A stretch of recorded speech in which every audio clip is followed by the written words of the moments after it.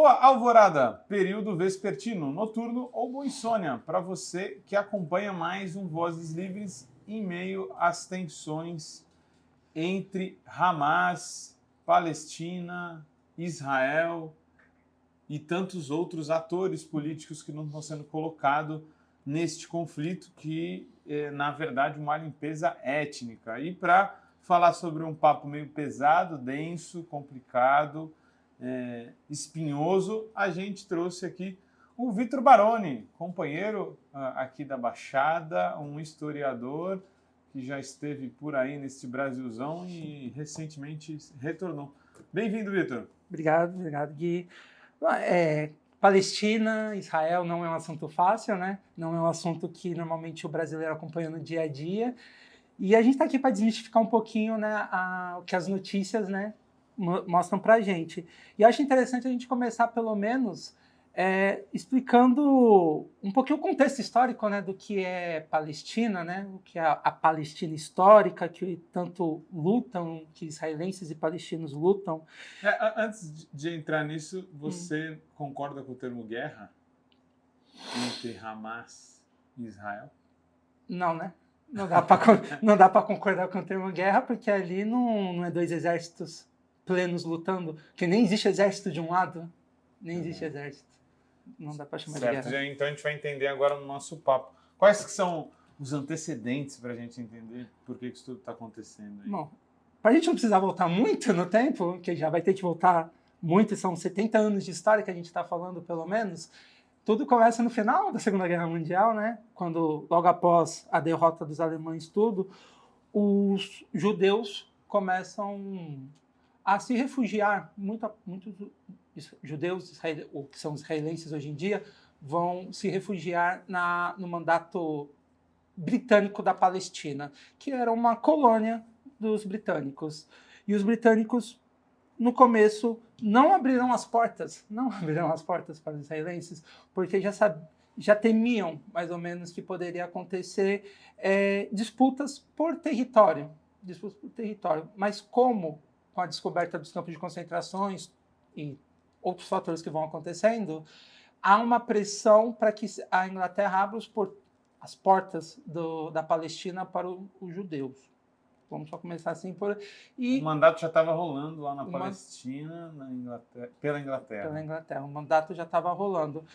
A Palestina, um país com território, com várias religiões, e não uma Palestina muçulmana, como alguns pintam. Não. Ali sempre foi diversificado, porque ali sempre teve judeus, sempre existiam judeus, uma boa parte da comunidade também, que a gente pode chamar de comunidade judaica da Península Ibérica, quando foi expulsa lá na Idade Média, foi como refugiada para essa região da Palestina, e eles conviveram tranquilamente dentro do Império Otomano.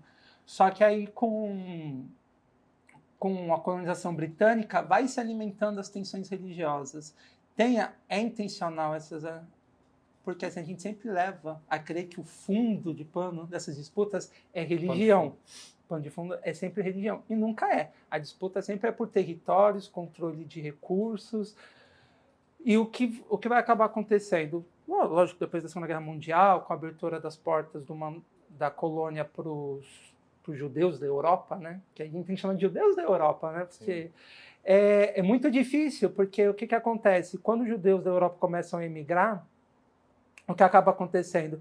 Eles levam toda a ideia de Europa para dentro daquele território, entendeu? Eles não... tem toda a questão da diáspora, né, judia... Não eram judeus do Oriente Médio? Não.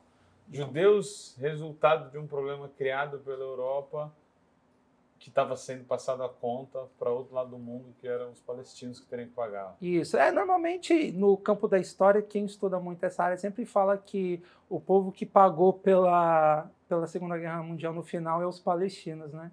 A gente está falando de um conflito até hoje que, se você você volta lá para a Idade Média, porque você não são judeus, depois aí tem o problema da Segunda Guerra Mundial e tem o que se faz com os judeus. Então, a narrativa da terra sagrada israelense é uma narrativa criada para justificar justamente essa história de despojo, né? Não tem nem como levar um argumento desse, né? Não tem, porque se você pegar o Theodor Herzl, que é o fundador do sionismo, eles vão começar a procurar terras onde eles possam retornar, criar colônias. Por incrível que pareça, isso é meio apagado na narrativa, né? Porque as pessoas intencionalmente não gostam de lembrar disso. Mas eles pensaram em colonizar um território na África, o que seria hoje perto de Uganda, para criar uma colônia. Pensaram na Argentina. Imagina, ia ser o derby Brasil e Israel, credo. Mas será que ia ser um bom clássico? Não muito, né? Porque a gente viu que Israel tem problema com todo mundo na região. Né? Aí o que acaba acontecendo? Então eles pensam em Israel, e na Argentina, desculpa, e aí depois a terceira opção é o mandato britânico. E por que a Inglaterra já estava enfiando os bedelhos por lá? A Inglaterra já estava enfiando os bedelhos por lá por causa um pouco antes da Primeira Guerra Mundial, quando eles ajudam a destruir o Império Otomano e pegam dividem com os franceses, pegam o espólio do Império Otomano e dividem com os franceses todo o Oriente Médio, ou Ásia Ocidental, como alguns gostam de chamar a região. Entendi. E aí foi se criando esse contexto, né? Já nos anos 30, né, tem registros de conflitos, né, se acirrando dos judeus ali, sim, né, os palestinos.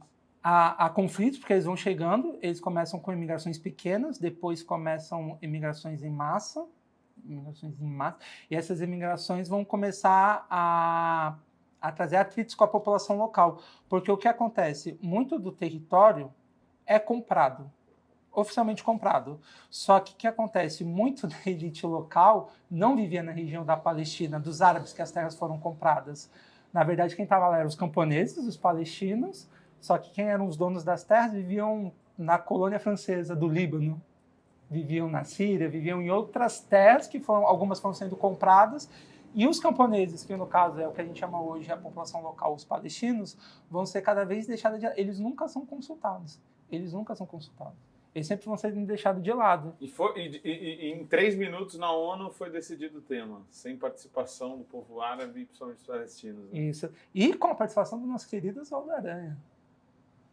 Desenvolva. Oswaldo Aranha, que, vamos dizer assim, ele liderou aquela reunião, e quase terminando empatado, ele deu o voto de Minerva, o nosso querido Oswaldo Aranha, Brasil lá, né? Da diplomacia. Né? Bem que podia ser a diplomacia de hoje, né? Naquela época que acho que não teria dado tanto erro, né? Uhum. Mas vota pela criação do Estado de Israel, e aí no dia seguinte começa a guerra, né? Onde os países árabes não aceitam. Porque isso estava concomitante com o fim do mandato britânico. Na verdade, o mandato britânico já estava passando a bola para a ONU. Eles não queriam mais aquela bucha, porque eles começaram a sofrer ataques terroristas, olha só, ataques terroristas de comunidades israelenses. Certo. Dois grupos já estavam armadas. A gente tem 2 grupos infames, que quem estuda conhece. O Haganah, e acho que é Ingur, a pronúncia, que vão ser o núcleo que vai fundar o Exército de Israel. Esses 2 grupos, eles já promoviam limpezas étnicas em algumas vilas, expulsando palestinos, faziam ataques a bombas ao exército britânico, e o mandato, os britânicos queriam encerrar o mandato em 49, só em 48 o David Ben-Gurion, né, vai ser o libertador de Israel, né, declara a independência unilateral de Israel ao mandato britânico, forçando com isso os britânicos a saírem da região também. E assim, ninguém força os britânicos a nada, mas os britânicos não queriam mais aquela bucha. Não devia estar legal mesmo, né? Não estava legal. E aí, nesse contexto que a gente tem o que a gente chama de Nakba, né? Como é que se desenvolveu esse episódio? Esse episódio, os palestinos chamam de Nakba. Nakba quer dizer catástrofe para eles. E é uma semelhança que eles fazem com o termo judaico Shoah, que é como os judeus chamam o Holocausto. Uhum. Né, para criar uma ideia de criar identidade, né, e é uma catástrofe, porque no dia seguinte da independência de Israel, que os os países árabes... Autodeclaração. A autodeclaração. E aí os países árabes vão invadir Israel, já vem acontecendo 2, 3 anos antes de 48, já vem acontecendo conflitos, como você bem falou. Só que esses conflitos vão se acirrar muito próximo da independência se estoura de vez. Com isso, esses grupos, ainda nem existia o Exército de Defesa de Israel, né? O nome é importante, Exército de Defesa de Israel. Não tem nada de defesa, né? Esses grupos, vários grupos terroristas vão começar o quê? Invadir as cidades palestinas, vão simplesmente formar paredões de populações palestinas e fuzilá-los. Ou então falar assim, vocês têm tantas horas para sair daqui, atravessa o deserto e sai daqui. Então, por isso que é a catástrofe, porque você vai ter gente migrando pelo deserto, morrendo de fome e sede, sendo perseguidos, porque eles dão 2, 3 horas de vantagem, como se fossem animais e sai caçando eles e matando. Ou então, muitas vezes, nem dão a intenção de, tipo, saiam daqui, simplesmente já chegam e vão matando todos. Às vezes deixam uma testemunha, uma criança viva, que até hoje são pessoas que têm em torno de 70 e poucos anos, 80 anos, que ainda contam essas histórias. Eu estava até pegando aqui para trazer alguns dados. Eles variam, né? Mas de acordo com o site Palestine Remembered, 774 cidades foram controladas pelos israelenses e 531 vilas destruídas, né? Totalmente apagadas do mapa. Passando o trator, literalmente. Passando o trator e reconstruindo as cidades com colonos e com novos imigrantes que continuavam chegando da Europa. 15 mil palestinos, alguns números dizem ali, que foram mortos. Bom, estava até vendo algumas entrevistas do presidente da FEPAL, presidente da Federação Palestino-Árabe aqui no Brasil, o Walid Rabah, né? Ele defende que foi uma limpeza étnica, inclusive com uma intensidade maior do que a gente chama até a questão do nazismo, porque apesar do nazismo já estar estabelecido e ter de fato se apoiado em um genocídio étnico, é um país, um Estado que se fundou em cima disso, né? Em cima desses imperativos. Então, é até mais grave, né? Você acha que é comparável? É comparável, porque se você pegar em questão de 3 anos, você expulsar 700 mil pessoas, não sei, mas tantos mortos, como o número você acabou de falar, são expulsos de suas terras, o que era para ser o território dividido entre Israel e Palestina é tomado, 78% desse território que era para formar a Palestina é tomado pelos israelenses, você apaga as vilas, você apaga a memória daquele local, você desterritorializa toda aquela população, o que acaba acontecendo? Você tem um genocídio, porque você apaga toda aquela identidade. E o que é pior, Israel até hoje usa a antropologia como arma política. Em que sentido? Eles vão escavando sítios arqueológicos, aí eles vão chegando, aí chegam ali na época, por exemplo, da Palestina, lá das vezes que eles destruíram. Eles vão destruindo, passam trator. Aí depois eles chegam na época do Império Bizantino. Ah, não interessa, isso tem muito... arqueologia, foi antropologia, desculpa. E aí eles chegam na época do Império Romano, vão lá, vão destruindo tudo, porque eles acham as lamparinas direto, em qualquer poço de água que eles cavam, eles acham uma lamparina. Mas quando chega na parte onde que eles acham assim, achamos aqui, por exemplo, resquícios da população judaica antiga lá no século III a.C., não sei o quê. Aí eles falam, aí as escavações param ali, aí eles usam tudo aquilo lá para falar, essa terra pertence a nós. Certo. Então, assim que foi se construindo esse território e um avanço cada vez maior, porque eram terras palestinas, né, Vitor? E aí a gente tem um grande ato, claro, muita violência está acontecendo, talvez a gente tenha um grande outro fato ali nos acordos de Oslo, mas se daria em 93 ou 94? Isso. Mas o que tem aí nesse inteirinho? Cara, nesse inteirinho você vai ter... muita coisa, Você né? vai ter muita coisa, mas para a gente poder entender mais ou menos, em 64 vai ser fundada a Organização para a Libertação da Palestina, né? Que é o famoso Yasser Arafat, né? Que era uma organização que postulava pegar em armas, certo? Sim, defendiam, uniu vários grupos. Existe ainda, né? Existe. Ela está meio em baixa, né? Também, mas ela existe. A Organização para a Libertação da Palestina é um guarda-chuva de vários partidos que pregavam a luta armada e a violência para poder conseguir a libertação da Palestina.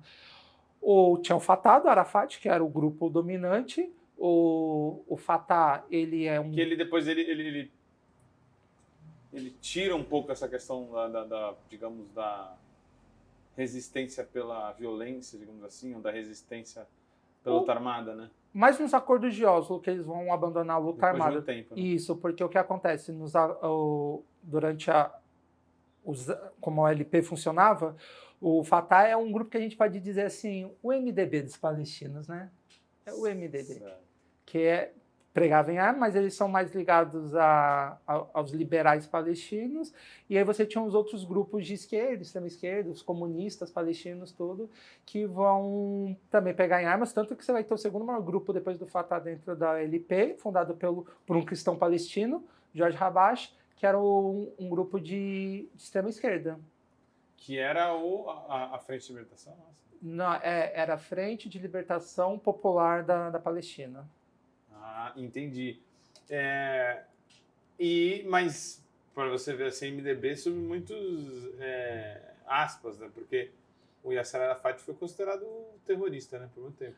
Foi considerado por muito tempo. O Arafat só vai deixar de ser considerado terrorista quando do interesse dos Estados Unidos pela negociação, perto da formação dos acordos de Oslo, que vai ser depois dos acordos de Camp David, né? Porque os Estados Unidos eles são deixados de lado, né? Durante os acordos de paz de Oslo, que é assim, os palestinos e os israelenses vão tentar uma ponte através de Oslo se comunicarem para tentar fazer um acordo de convivência, onde eles possam chegar num acordo de paz e na premissa de eles aceitarem a premissa do que Israel estava oferecendo, que eram as fronteiras de 67. As fronteiras...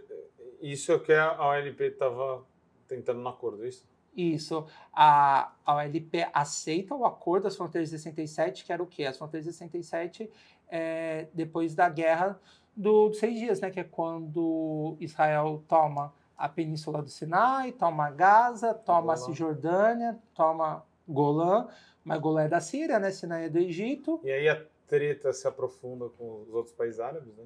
Se aprofunda, só que aí depois de muito tempo, em 74, se eu não me engano, anos 70, vamos dizer assim, né? O Egito faz a paz com Israel, e aí Israel devolve a Península de Sinai. Golã fica até hoje sob controle israelense, que é Maré fértil. é a nascente de água que corre tanto para a área da Palestina, né, da Cisjordânia, corre para a Jordânia, para a Síria e para Israel. E Israel temia que a Síria usasse Golã para poder desviar os cursos de água. Interessante. Então você tem uma série de transgressões, né? Então já havia grupos extremistas violentos antes da decisão arbitrária da ONU. Sim. Isso tudo aconteceu, aí vem a autoproclamação de independência de Israel com muita violência, extermínio étnico e destruições de cidades. Aí vem a tentativa dentro do âmbito da ONU de uma resolução de 2 estados já há algum tempo, que só vai... E ainda assim Israel faz de tudo para ignorar todas as resoluções internacionais, ignora todos os países árabes, aí a gente chega meio que no acordo. Isso. O acordo de Oslo, na verdade, é a tentativa definitiva de fazer assim, vamos sentar e vamos fazer os 2 estados, né? Os 2 estados. Aí eles vão pegar o mapa da Palestina. Que do ponto de vista da Palestina é um tremendo prejuízo, mais uma concessão para uma tentativa de paz. É uma concessão porque pela primeira vez os palestinos vão ser reconhecidos, né? É uma forma de vocês serem reconhecidos pelo governo ocupante da região. É a primeira vez que vão ser reconhecidos e como governo. Só que qual é o problema? O problema é como os acordos foram feitos, né? Porque não existia unanimidade dentro da OLP para aceitar o acordo. Porque o acordo, no final, se você pensar, assim, o pessoal que é mais velho, alguma coisa assim, se lembra do apartheid na África do Sul, tinha a região dos Bantustões, né? Que eram os bairros onde só os negros podiam ficar e os brancos podiam circular por qualquer coisa, entrar, controlar, prender, fazer não sei o quê. É o que acaba acontecendo com o território da Cisjordânia. Eles vão ter áreas que só os palestinos vão controlar. Se você pegar, isso é ínfimo. Isso, na verdade, é 1% do território original da Palestina, do que está dentro da Cisjordânia, me desculpa, dos acordos. E aí todo o resto vai ser ou controlado totalmente por Israel ou em como se fala? Conjunto entre a autoridade palestina e israelense. Só que se você é um poder ocupante, existe como você fazer um governo conjunto entre ocupante e ocupados? Não existe, né? Então, mesmo assim, Palestina, o povo palestino em geral, claro que tinha divergências, mas em alguma medida entende que poderia ser um passo necessário para a paz. E aí a gente depois vai vendo que não deu certo. Era a solução típica dos dois estados, né? Isso. Só que aí, por exemplo, a esquerda palestina, ela vai denunciar os acordos de Oslo, que vai falar que era só uma forma de um grupelho que estava dentro da OLP ter poder, por exemplo. Eles vão falar isso, que era só uma forma de eles terem poder e se tornar praticamente um joguete na mão dos israelenses. Mas acha que isso estava dado ou você sente isso em retrospectiva agora aqui? Eu posso falar que olhando, o bom da história é que a gente pode olhar para trás, né, com a visão crítica de hoje. E olhando hoje, você fala assim, é o que está dado, né, por exemplo. É isso, mas talvez na época eu diria que não. Na época eu diria que não, porque você estava negociando talvez o Arafat, não sei, ou o Fatah, eles tinham chance de poder chegar assim e falar assim, nós somos reconhecidos como governo, como o povo a instituição que fala pelos palestinos, porque não é mais americanos falando pelo palestino, não é nenhuma instituição europeia falando pelos palestinos, não é nenhum outro país árabe falando pelos palestinos, são os próprios palestinos. Então, acho que quando você é reconhecido pelo menos como uma autoridade perante um povo oprimido, aquilo não estava dado, né? Mas acho que olhando hoje de forma mais crítica, a gente consegue ver que acaba que o Arafat se torna um joguete na mão dos israelenses. Então, fechando esse bloco, aí nesse acordo de Oslo, que a gente tem em 94, isso, se cria a autoridade palestina, se cria um horizonte de esperança para uma vida um pouco mais pacífica para os palestinos. Te fecho o primeiro bloco aqui, mas a gente já volta para ver se foi isso mesmo que se desenrolou.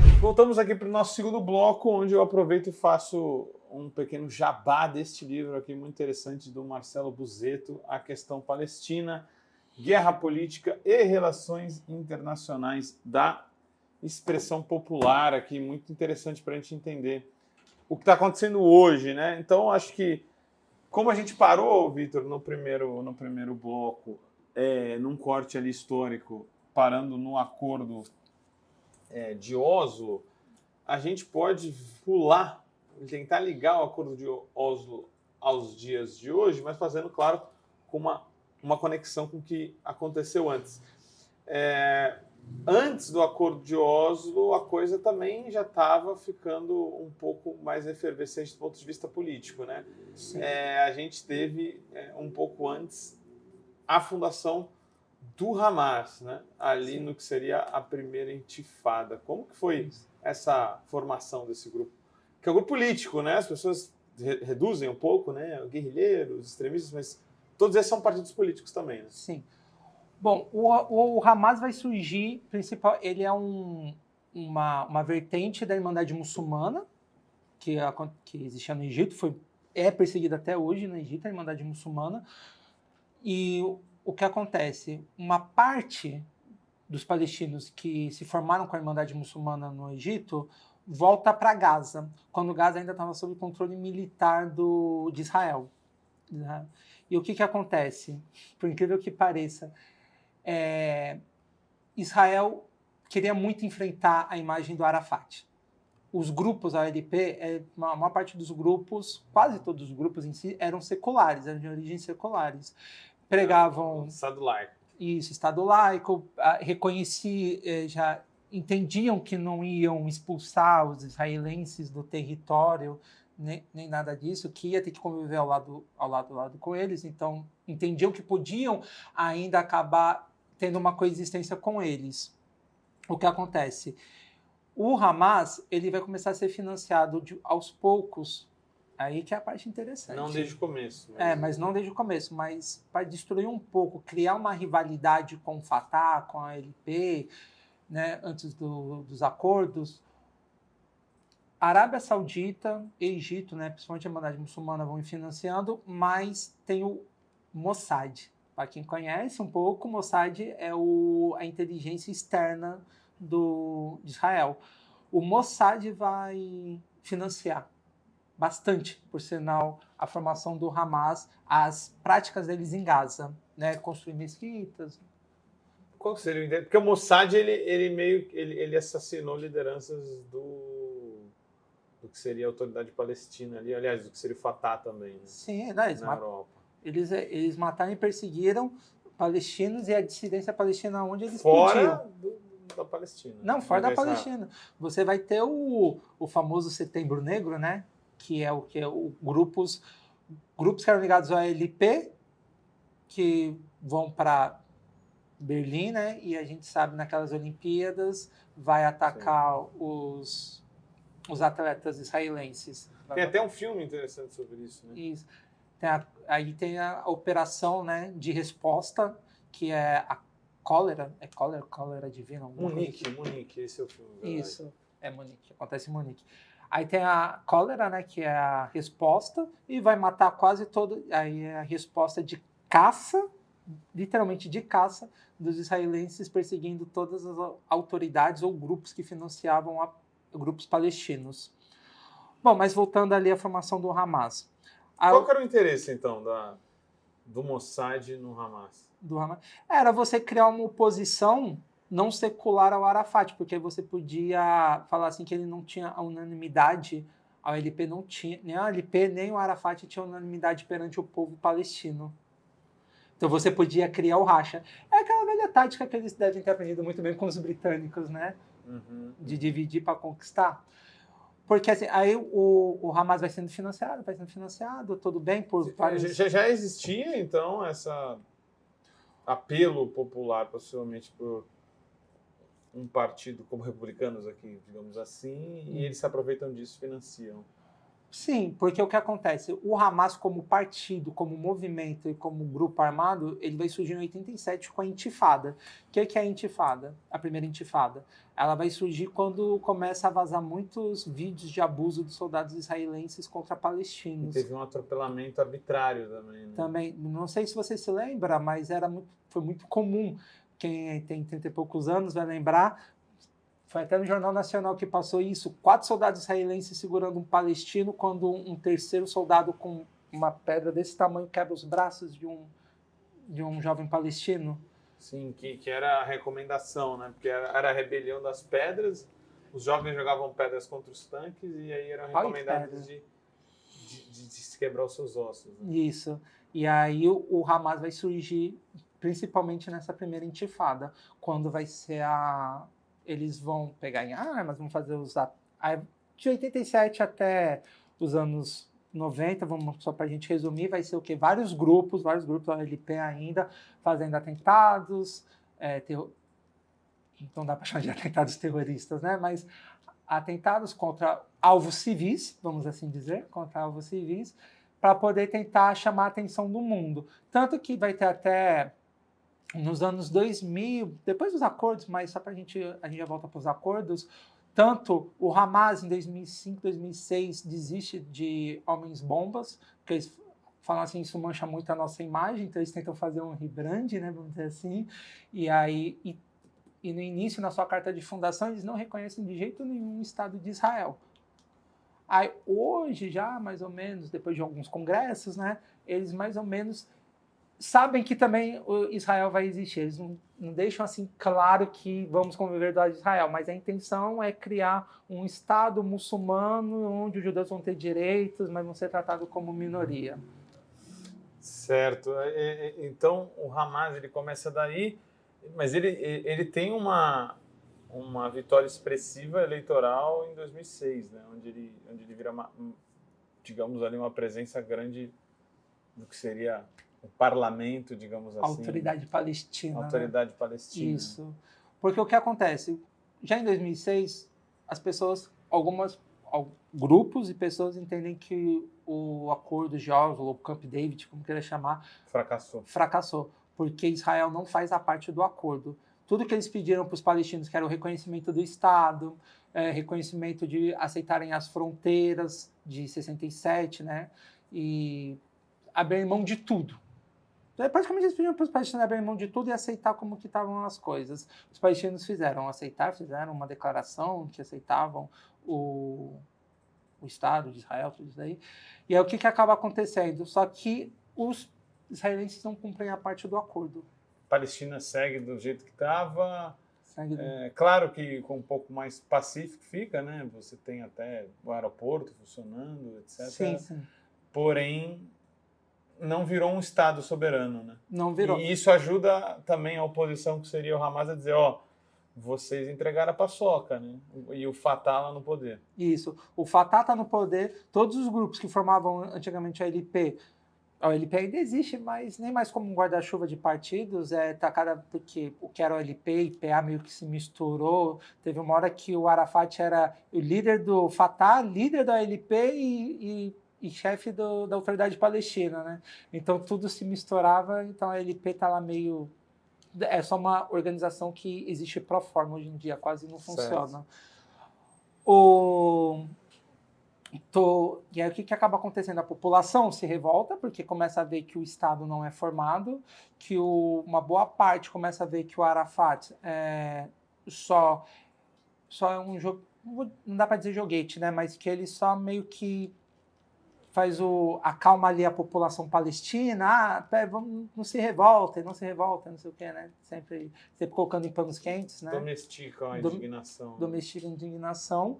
E só que é isso, aí a população vai se revoltando. Se revoltou com a OLP como um todo, né? Porque vê a OLP dentro da PA, né? Não vê o Fatah nem nada. E aí os outros partidos também perdem poder, alguns até se dissolvem.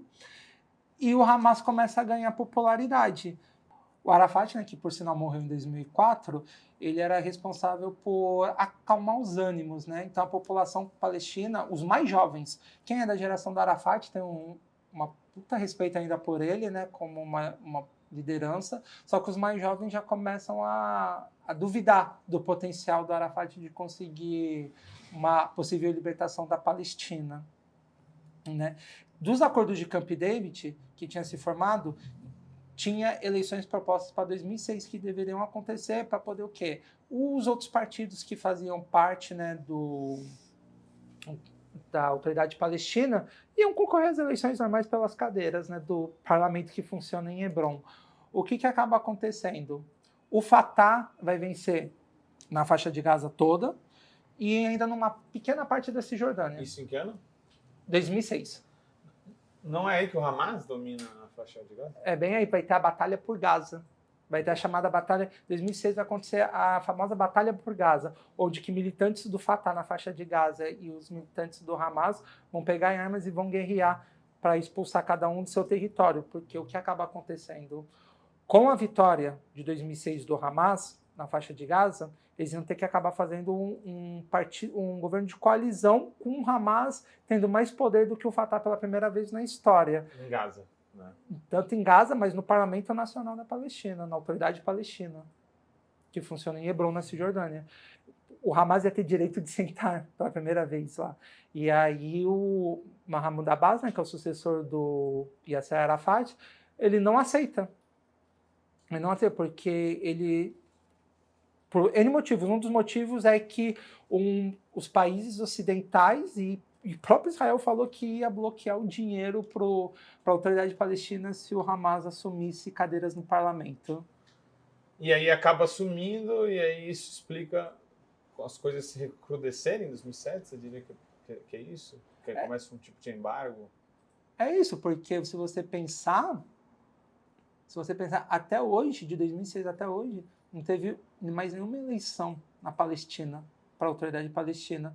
O Mahmoud Abbas é visto até como um ditador pelos próprios palestinos, que não estão mais contentes com ele no poder. Então é uma parada meio Osama Bin Laden, assim, é isso? Tipo, o lado israelense talvez, como você disse, tenha financiado o Hamas, mas o que foi um financiamento, uma aposta, depois vira um problema, é isso? Porque já vi até mesmo Israel, lideranças israelenses falarem que o Fatah tem medo de ter eleições justamente para não perder o poder em relação ao Hamas, né? Exatamente. Não, tanto que tem eu não vou lembrar o nome agora, porque os nomes são meio difíceis, mas tem uma autoridade israelense que fala que quando o Israel financia o Hamas, primeiramente o financiamento se vem por ajuda a criar hospitais, criar escolas, mesquitas, tudo isso. Era um monstro que eles estavam alimentando que depois eles não iam poder controlar, né? Que é o que acaba acontecendo. E isso explica a eleição de 2006, né? Porque uma série de serviços sociais ali também eram ofertados pelo Hamas, né? Sim. Aí você vai ter um embargo muito grande à Palestina, não só a Gaza, mas a Palestina como um todo, nessa disputa entre o Hamas vem, o Hamas não vem, não sei o quê, vai pegar as cadeiras, vai pegar as cadeiras. Aí tem a batalha por Gaza, né? Como é chamada a disputa entre os dois militantes. O Fatah perde em Gaza e aí é onde que tem a cisão. Praticamente a Palestina hoje é dividida em duas áreas, se você pensar as áreas da Cisjordânia, que é controlada totalmente pelo Fatah, e Gaza, controlada pelo Hamas, e onde nenhum dos dois se sente e todos se dizem representantes do povo palestino. É um grande imbróglio, né? E aí, pulando para o momento que a gente está vendo, infelizmente, de tantas mortes e um conflito que está gerando uma espetacularização da mídia também, pouca contextualização. Como que você vê, então, a questão da atuação do Hamas? Isso é um ataque solto ou é uma resposta? Como que você está vendo nesse momento? É uma resposta, e é uma resposta ousada do Hamas, né? Porque nunca nenhum dos militantes, dos partidos militantes da Palestina, atravessou as fronteiras para poder cometer os ataques que eles cometeram, né? De resposta ao que Israel vem cometendo com eles. A gente tem que lembrar o seguinte, né? A gente fica pensando, nossa, mas eles atacaram, mataram gente. Vamos fazer uma pequena capitulação, assim. Em 2010, você tem, assim, Gaza já vive há 17 anos, principalmente a faixa de Gaza, vive há 17 anos sobre um embargo. Ninguém pode entrar em Gaza sem autorização de Israel. Tudo que eles precisam para chegar tem que ser por túneis escondidos pelo Egito, porque o próprio Egito, que esquecem de mencionar isso, né? O próprio Egito bloqueia Gaza em acordos com Israel. Egito não permite nem que também não entre nada em Gaza, sem autorização deles. Então tudo entra por contrabando em Gaza. Mais da metade da população vive com menos de $1 por dia. São 2,7 milhões de pessoas vivendo um território do tamanho do plano piloto de Brasília. E desde 2007, apenas cerca de 4 horas de energia por dia, né? Isso. E a água mais salgada do que doce, para eles poderem beber. Então não é bem um ataque arbitrário do Hamas, né? Não é. Aí, então você vai ter em 2010, tu vai ter o quê? A Flotilha da Liberdade. Não sei se você se lembra, foi um grupo de quase 4 navios que saem da Turquia, né? E fala assim, vamos furar o bloqueio de Gaza para poder levar bens de consumo para a população, comida, remédios, não sei o quê. O que Israel faz? em vários barcos, numa espetacularização de helicópteros, vão dos barcos, lanchas, invadem e matam 10 pessoas de organização de direitos humanos. Dentro dos barcos. Dentro dos navios. Que Matam absurdo. 10. Aí eles fazem toda essa espetacularização. Aí você vai ter 2 operações em 2012, você vai ter um conflito em 2014, 2015, mais um conflito. Se você pensar, ó, eles conseguem ter 2 anos de paz dentro da faixa de Gaza. 2015, Israel bombardeia de novo Gaza. 2018, bombardeia de novo Gaza. 2021, bombardeia de novo Gaza. E 2022, bombardeia Gaza. Tirando isso, muitas dessas respostas a Gaza é o que acontece em resposta ao que acontece na Cisjordânia. Resumindo, a população de Gaza sofre punição coletiva por qualquer outro levante que aconteça em outras partes pelos palestinos. Porque eles estão sitiados, né? Basicamente uma ocupação remota, controlada de longe, com foguetes. Algo pior do que acontece com essas velas aqui, né? Com o extermínio que tem. Isso. Na verdade, Gaza é considerado a maior prisão de céu aberto do mundo. E eu acho que isso se piora com um governo de extrema-direita que assume desde 2009, né? Isso. Netanyahu tem presunções de extermínio étnico que ele não faz questão de esconder, né? E acho que isso tudo agrava. Não faz. Você tem um dos ministros dele, que é famoso, o Itamar Ben-Gvir, ele prega totalmente a expulsão ainda do que sobrou de palestinos no território. É interessante, né? Se hoje a Palestina fosse um território único com o que Israel é hoje dentro, eles seriam bem minoria, inclusive. Bem minoria. A gente está falando de 6 milhões de pessoas, né? Estamos falando de 6 milhões de pessoas. Ou mais. Porque você tem hoje, mais ou menos, com a diáspora, com os que foram expulsos e que não ficaram refugiados internos, né, que não foram nem para Cisjordânia nem para Gaza, foram para os outros países, hoje você já fala mais ou menos em quase 14 milhões de palestinos apátridas, né? Porque muitos nem têm direitos até a cidadania dos países que receberam eles. E para a gente fazer essa contextualização final do que está acontecendo agora, o Netanyahu tem avançado contra a Palestina, teve ataques em outras áreas, né, da Cisjordânia. Sim. Você vê também essa movimentação do Hamas como um ataque preventivo para chamar a atenção tanto da comunidade internacional, também para, digamos assim, pressionar para que o governo israelense não avance mais, pegando alguns reféns, né? Porque a gente está falando de guerra nua e crua, né? Está falando não existia outra forma, talvez, de atingir seus interesses, né? A guerra, infelizmente, não é bonita e não é travada com flores, né? Que as pessoas ficam naquela hipocrisia, né? Oh, meu Deus, Israel sendo atacado. A maior parte da hipocrisia vem porque são pessoas consideradas brancas que estão morrendo, né? Consideradas brancas que estão morrendo. Que é daí que vem indignação, né? Que são os colonos europeus. Porque não tem indignação quando os palestinos são massacrados desde 49. Se a gente fazer esse recorte, né? Não tem essa indignação. E dizem que para cada um que morre entre 6 e 7, né? Do outro lado. Isso. Do Palestina. Isso.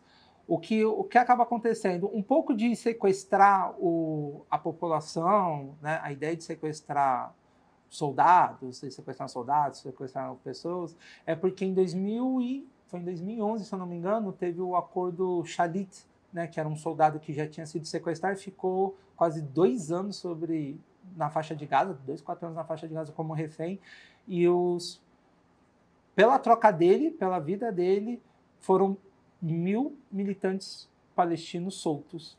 Mais de 1.000 prisioneiros. Isso, mais de 1.000 prisioneiros palestinos soltos pela troca de um soldado. Então, para o Hamas é interessante ter esses reféns em mãos, porque eles sabem que eles vão ter um alto valor de troca para os prisioneiros políticos da Palestina, né? Que estão hoje nas cadeias palestinas, nas cadeias israelenses. Ó. Então, assim, Israel vem provocando, né? Israel vem provocando há muito tempo. E eles provocam principalmente na mesquita, né, de Al-Aqsa, A mesquita é um lugar importante. A segunda intifada começa lá com Ariel Sharon fazendo uma visita provocativa numa sexta-feira, que é o dia de reza para os muçulmanos. Ele vai lá numa sexta-feira, armado até os dentes, com várias seguranças, e entra lá e provoca. Aí começa a segunda intifada. Hoje você tem cada vez mais nacionalistas israelenses querendo, com projetos de derrubar a mesquita e reconstruir o templo, querer fazer oferendas, né, do calendário judaico em cima, na praça de Al-Aqsa. Então, isso são provocações que vão também... E o estopim foi as prisões, né? As pessoas estavam rezando, foram acho que 350 em abril, né? Isso. Pessoas presas. Isso. Que estava acontecendo o Ramadã, estava acontecendo o Ramadã, e sem problema nenhum. Toda vez que tem um Ramadã, o exército de Israel entra, o exército da polícia de Israel entra na mesquita, solta bomba, solta tiro e espanca homens, mulheres, idosos sem o menor problema, e sempre falam que foram provocados, sendo que eles sempre estão provocando e animando os ânimos para poder fazer os palestinos responderem. E quando eles respondem, aí eles não gostam, né, da situação. O que é mais preocupante também é, tipo, quando você tem um Netanyahu falando que vai agora transformar Gaza em pedras. Sim. É um costumano tremendo, né? Acho que ninguém apoia a morte de civis.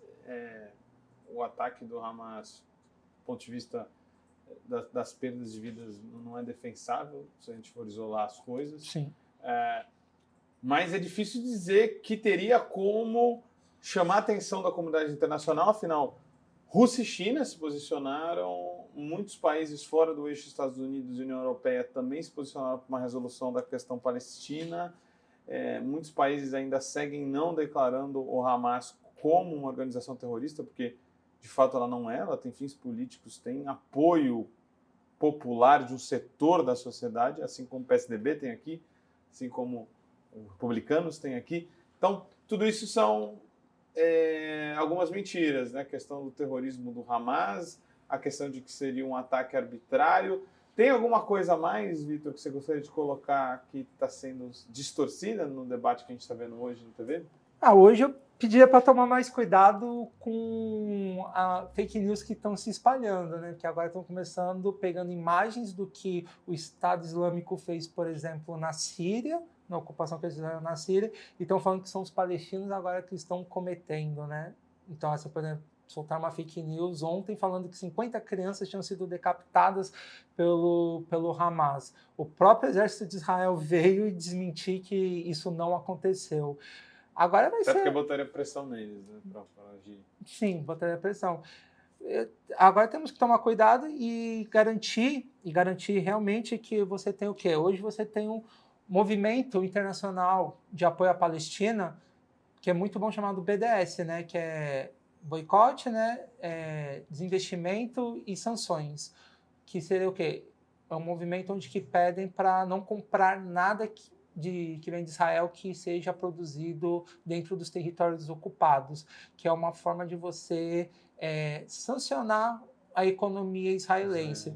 Por exemplo, você tem isso, o Roger Waters, né, que é um grande músico, né, mas que hoje agora chamado de antissemita, porque o que ele se nega a fazer que absurdo, né? Porque a Palestina é semita. Sim. Os palestinos são semitas. É um povo semita. E eles são chamados... Não faz sentido. Sim. É por causa da...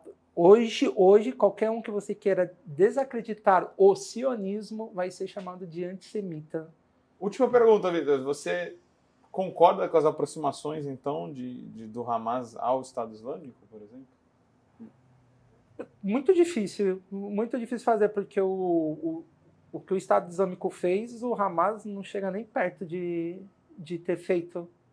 Durante a sua existência, não fez nem metade do que o Estado Islâmico fez, e hoje eles sabem que eles vão, ali na região, eles vão ter que conviver com os judeus.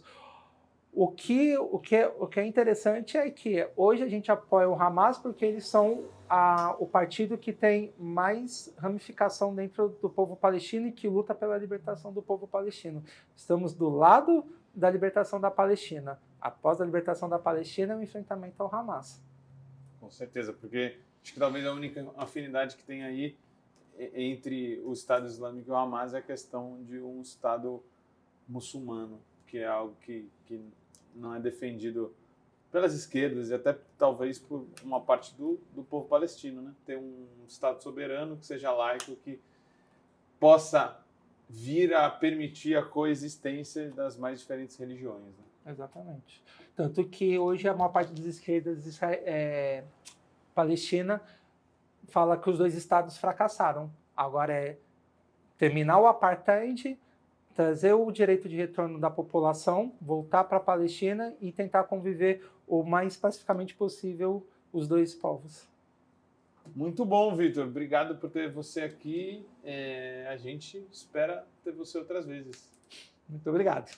Valeu, galera. Até a próxima. Esse foi mais um Vozes Livres.